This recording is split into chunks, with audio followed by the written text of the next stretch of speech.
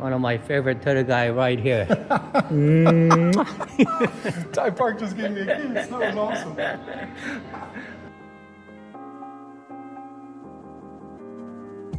Hey y'all, just landed in the Sunshine State, made it out of the airport in record time, and I am just starting an incredible reptile themed adventure here in Florida. And before I do that officially, I've got a couple hours to spare, so why not drop by and see my friend at the world's largest reptile zoo. I know that place. Hi. I'm doing well. How are you, Sarai? Thank you. I'm so happy to be here.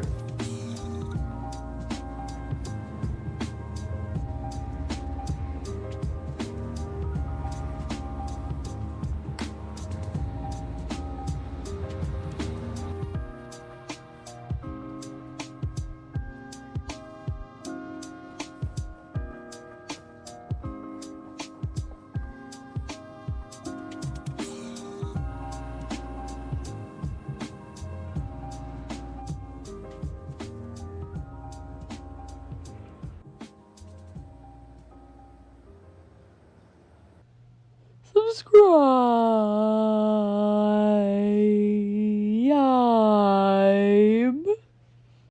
So I was just able to say hi to my friend Sarai, who helps run Iguanaland. I mean, it would be rude to everyone else here to say that Sarai is the most amazing person you could ever have helping you with a project like this, but she really is absolutely incredible. Last time I was here in August, it was with a group of folks for the Florida Turtle Tours, and Sarai actually cooked us all food, and it was incredible. Oh my gosh, there were tons of people here, and she just took care of everyone. So anytime I've ever been to Iguanaland, I've absolutely felt like, you know, a part of the family here, which has been incredible. And, you know, every time we come, there's something new going on, and, you know, just the way the place looks, the way it's set up, even though it's been hit by a couple of hurricanes, it's absolutely incredible. The One of my favorite things about Iguanaland that really stood out to me from the first time that I ever visited was that they have, you know, it's like the only place where you might see all different kinds of painted turtles, or cressemis to us nomenclature nerds. But you know, other zoos would never want to do that. They would like, oh, it's redundant. There's no point. People don't care about different turtle species that are, or in this case, subspecies for a lot of the painted turtles. 3 out of the 4 are just different subspecies. So why do that? Well, here I am from Connecticut, from, you know, across the country, uh, longitude wise, and I'm here because that matters. I wouldn't be here if it didn't matter. So, you know, that's what makes Iguanaland special. So if you're wondering, you know, what makes Iguanaland different than your normal zoo? Yeah, there's reptiles at all zoos, not like there is here. There aren't zoos that have as many animals as Iguanaland has. It's just really special to see. And, you know, right now I am in Turtle Heaven. This is I forget exactly what it's called, but I know it's named for Bob Kraus. And basically, this is the Turtle Haven. This is what you come here to see. So it's incredible to actually be here to see it all. The enclosures speak for themselves, and having animals in an environment that is so perfectly suited for turtle species is incredible. So it's always a treat to be here to see animals in what really feels like a naturalistic environment, and to see them flourishing.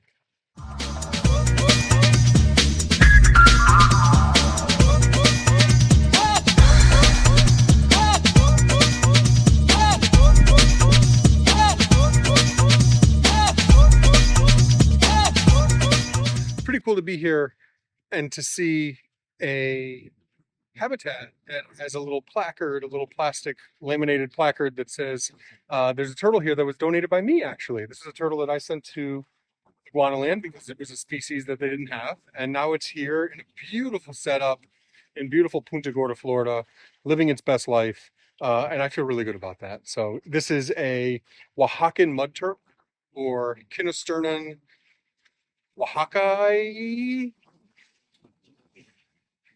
Anyway, not every day you get to see an animal like this. This is a full-grown male radiated tortoise. And they do get bigger than this, but you can see they're absolutely beautiful. The markings are just incredible. This is a species that you see a lot in Florida, but you know, it is a critically endangered species. It's on the Endangered Species Act, and they're getting more and more rare. We keep seeing confiscations of them. It's a sobering thing to be a turtle lover in this world because of what's happening, because of us humans, whether it's deforestation in Madagascar, it's slash and burn agriculture. So many things are happening to these animals, including illegal poaching and selling on the black market. So we want to do everything we can to try to help protect them and make it so that future generations can see these magnificent animals the way that we can. Being in Connecticut just this morning where the temperatures were below freezing, and then now being down here in Punta Gorda is really nice. It's 70 degrees and sunny. There is a heck of a windy situation going on though. So with all the wind that's happening and the fact that it's not as warm as it is often here, a lot of the animals are kind of hiding. And one of the things I first said to Ty, this is my third time at Iguanaland, but one of the things I first said to Ty when he was first opening Iguanaland, when I first came here, is, you know, I didn't get to see all the animals. And today is definitely one of those days because it's a little bit cooler than normal. It's a little bit windier, but that's what makes Iguanaland so special. It's not the type of place you want to go to once. Because there's so many species here, you're not going to see everything. It's kind of like, you know, Jurassic Park. There will be dinosaurs on this dinosaur tour, will there not? It's definitely got that feel to it where you're only going to see a fraction of the animals because they're in these really heavily planted, rather naturalistic enclosures, habitats that really give the animals a more naturalistic existence, which is wonderful. And because of that, you may have a habitat that has 12 animals in it, but you may not see a single one because turtles hide. That's what they do. Snakes hide. A lot of these animals are, you know, in addition to being predators, in a sense, they're also prey animals, and they don't just want to sit there exposed to the world. So if the temperatures and the conditions aren't exactly right, they're going to take that as an opportunity to go and just kind of hunker down and ride through until they need to come out. And today may not be a need to come out type day.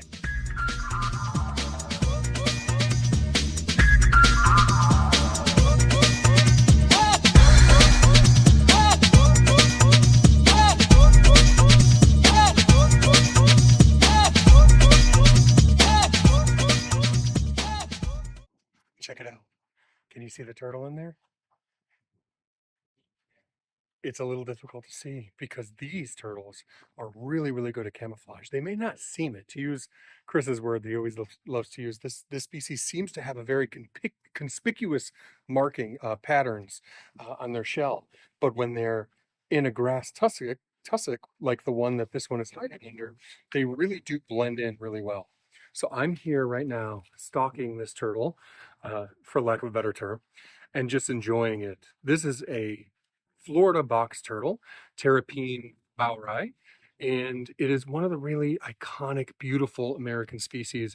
And if you've read or seen any of my videos about the Great American Turtle Chase, which took place last spring, I've seen a good amount of American species now. Probably about half, I'd say, but I've never seen a Florida box turtle. And on this trip to Florida, my goal is to actually see one of these beautiful animals in the wild. This animal is not in the wild. This is here at Iguanaland in Punta Gorda. The species is native to here, but I'll be at an undisclosed location with some researchers trying to find Florida box turtles, and they're just an incredible species. Now, I've got to know them a little bit. On the captive side, I hatched Florida box turtles for the first time just this past year. So that was really cool. So I might be able to see one in the wild and hatch some in the exact same year. So that's really exciting. But what a magnificent species to see here or anywhere. It's really important that we do everything that we can to report what we see. And I hear Ty calling me. And make sure that we help curb the poaching that's happening with this species and others. Box turtles are really, really hot right now in the black market. We need to do everything we can to squash it. Ty Park! How are you? Oh no. Oh no. Hey, buddy. Come on, you got my book! Yes, you have to sign it, of course. I can't believe this. This is awesome. Why I'm so excited. I could cry right now that you have that. Well, you have to sign it before you go. I don't know if they're coming out. It's kind of cool, you know. It is, I know. It feels warm to me, but Yeah. No, it was really cold night last night. yeah, I believe it. It got down to 42. 42, wow. Yeah, so It was 64 at home in Connecticut yesterday, but then it got cold last night, yeah. starting tomorrow, it's going to be above 50. Right, Which is great. right, 50 above would be perfect always, you know. right. Anthony, I got Anthony. I'm signing this for you, my friend. Yeah, and I got his book. Yes. Yep. And of course, I want him to sign it. Of course. I love it. One of my favorite turtle guy right here. Ty Park just gave me a kiss. That was awesome. Oh. You can't make this stuff up. I have to write you a long message, heartfelt message. You understand Absolutely. that, right? It's a very moving moment for me. Yeah. Everybody know Anthony, obviously. Author of 6 books. Only 5. 5? Yeah. Oh, is it 5? Only Okay, 5. 5. And one is a vet book, kind of. Yeah, it's a veterinary leadership book, yeah. Yeah, and then rest of them are turtle book. Yeah. 4 of them. Because, I mean, I'm pretty much a one-trick. Yeah, you know? yeah. And of course, you do non-profit organization, right? You're a VP or you're? So, yes. The Turtle Room is the nonprofit Turtle Room. for turtle conservation. I'm the vice president of that. Yeah. Very small nonprofit, but we do wonderful work. It's really exciting and, a lot to be proud Well, of. I would love to support it, buddy. I've got some ideas. Oh boy. I'm just writing all along the side.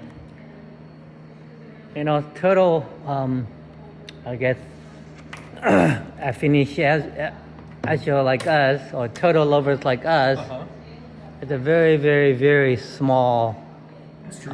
like a, number. A small in the niche within a thousands niche. maybe, Correct. but active ones in the hundreds, right? Correct. And I got to know you over the years, and you're one of the more important turtle nuts. Oh.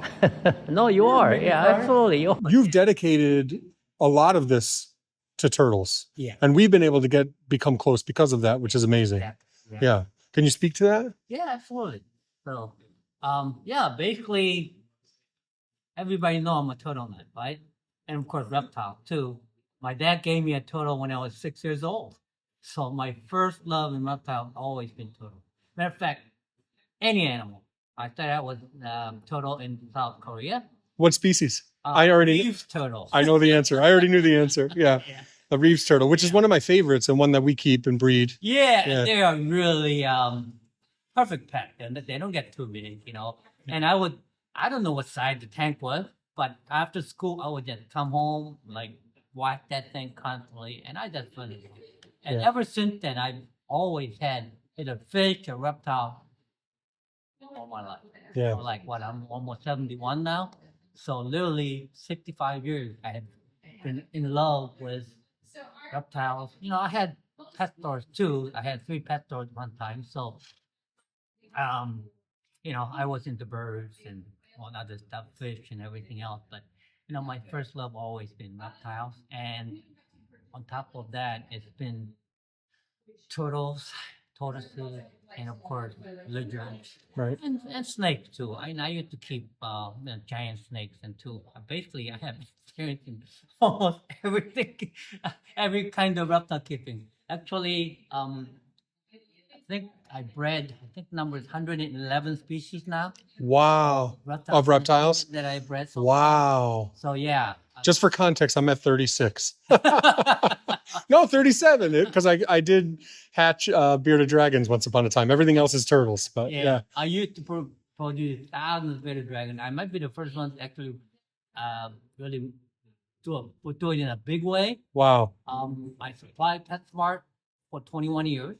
Wow. Not many people know about that. I supplied about 60% of all the the reptiles that were into PetSmart for 21 years. Wow. Yeah, I started with I think 36 stores. They gave me in 1997. And I grew that.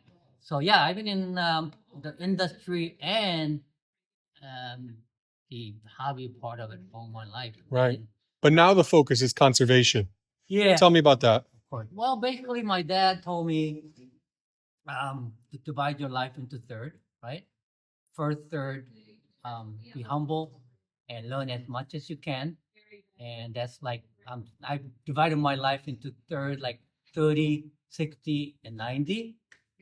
So, and then the second part, he told me to work as hard as you can and become financially independent. I did that. And then the third part is give away as much as you can. It doesn't have to be money. It could be your knowledge. It could be your hour that you volunteer. But I think the last part of your life, you should dedicate that to giving. Right. So that's the age I'm now. Right. And that's one of the reasons why I built Iguanaland. So I could share it with people. If you notice, I don't have any venomous stuff or dangerous things because most of the zoos, and there's nothing wrong with that.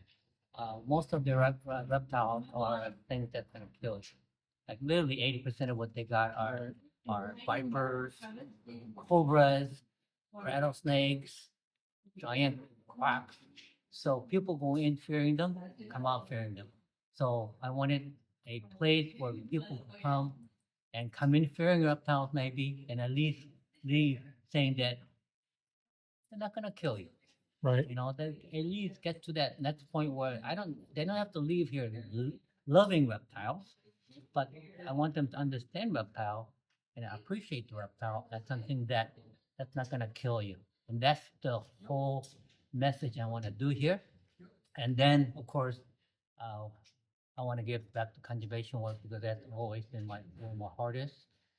Iguana Fest, Turtle Fest, and I got some good things coming in 25 and beyond. So I want to keep doing my educational stuff and then conservation work.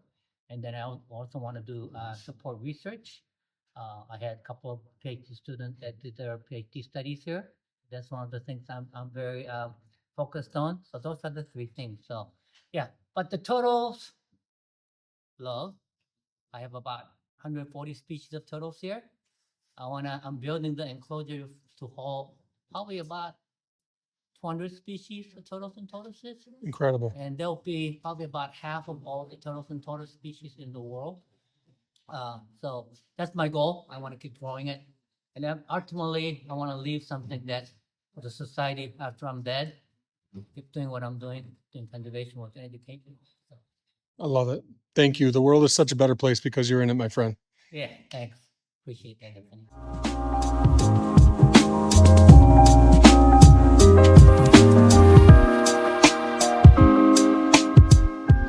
I just had an awesome conversation with Ty Park about supporting the work that we're doing at the Turtle Room, conservation work that we're doing at the Turtle Room.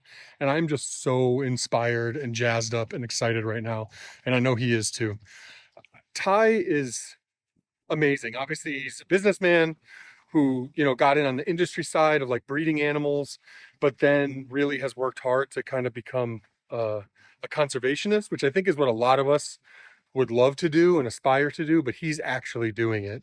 And I love Ty. He makes me feel really warm every time I talk to him. He's a very inviting, selfless, just caring guy, and it just comes across. He reminds me a lot of my father, and I lost my father years ago, and I was just telling Charlie this when we were here in August, that he makes me feel very welcome, and it kind of brings me right back to childhood because he's kind of like that father figure who's very caring and not afraid to put his hand on your shoulder and tell you how much you mean to him, which just means the world to me. I get a tear in my eye when I talk about it. But being here is amazing. The hospitality is just off the charts. The animals are just incredible. And if you have not been here before, try to make it a priority and get yourself here. So I'm over here at the Northwestern Pond Turtle Actinemes marmorata enclosure, and it's so cool. Another one. I almost asked Ty when I was talking to him, but then it kind of slipped my mind. But this is a species that I hatch, and not only is that the case, but this is an animal that I hatched. And from the first clutch that I ever hatched eggs from. This animal was actually from that, and I had quite a few of them at home, and this was a species that is not here. And does it make sense for all these animals to be on my property? Obviously, I'm trying to breed them for, you know, preservation. Maybe one day they'll be needed, who knows? But they should be out to educate as well. And where Ty is trying to get as many species as he can on display to show the next advocates for, you know, reptile conservation these important species so that they can get used to them while they're young, I thought, why not put it here? So I almost asked him about it. I wasn't sure, and I hadn't seen it earlier when I did my rounds. But that's my turtle that I hatched here at Iguanaland. How cool is that? On to big things. You never know. You never know what you could achieve. Oh, the places you'll go, little turtle. So Ty did offer for me to go behind the scenes, and I was like, I don't know if I really need to. But I think we've got a little runaway situation. I saw this turtle on the wall. I'm not sure if that's the Oaxacan mud turtle I was looking for earlier, but there's one right there. We've got an escapee in Iguanaland in the radiated tortoise enclosure. It's a male mud turtle, genus Kinosternon or Kinosternon. And that thing is not supposed to be in with the radiated tortoises. I can almost assure you that.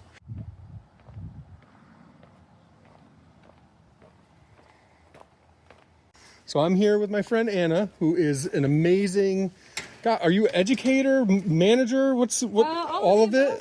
Everything? Yeah, we wear a lot of hats around here. Here's my friend. Oh, there we go. Hello, friend. Yeah, it looks like it could be to me. It's certainly mud turtle. What do you think? I think this is the Oaxacan mud turtle Well, we'll go that check out that I sent here, actually, which is hilarious because so he climbed over, and Anna was just telling me that during one of the hurricanes, because Iguanaland's been hit by like 3 hurricanes now. Yep. That one of these shade cloths went down and they climbed over.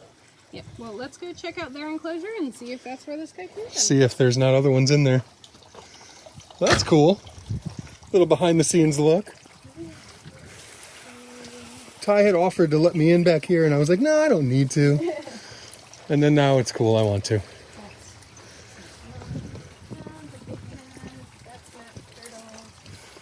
So it would have climbed far away. Oaxacan mud turtle. This is the one? So let's I see. feel like there were originally 2, but I don't know. I can double check the record on my phone for what the computer says we're supposed to What have. should be out here, yeah. We've got Florida, we've got striped muds, we've got common muds and musks, and then the razorback musks and the loggerhead musks. There's no This other... is definitely not anything else. Oh, there's no mud turtles from South America or Mexico or anything like that? Narrow Besides bridge these mud- guys? Oh, okay, narrow yep. bridge musk turtles, which is this Which definitely is isn't. not that, yep. Yeah, As far as yeah, that should Yeah. be. that's my guy right there. This is cool. Yeah, we've got the Machinosternon.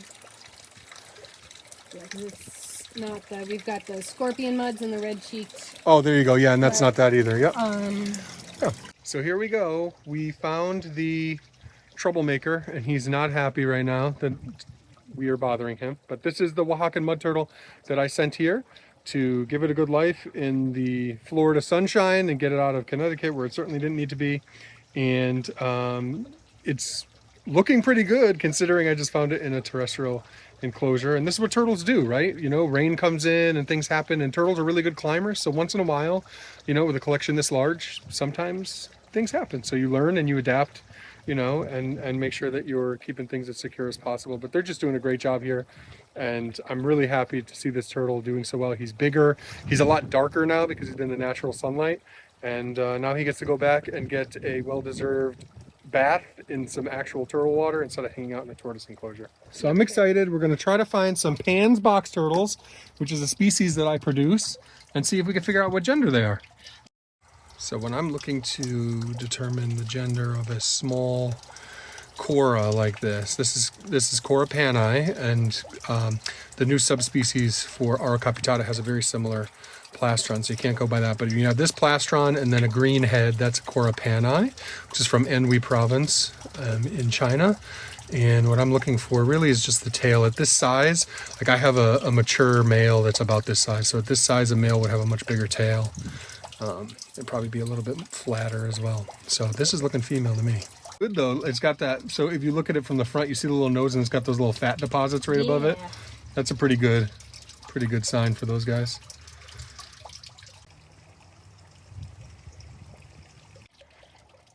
The sun is starting to go down here at Iguanaland, but I would not make the trip without saying hello to a very familiar face. This is a Cora cycornata, or a Vietnamese three-lined box turtle, one of my favorite species and species that we bred for the first time just this year.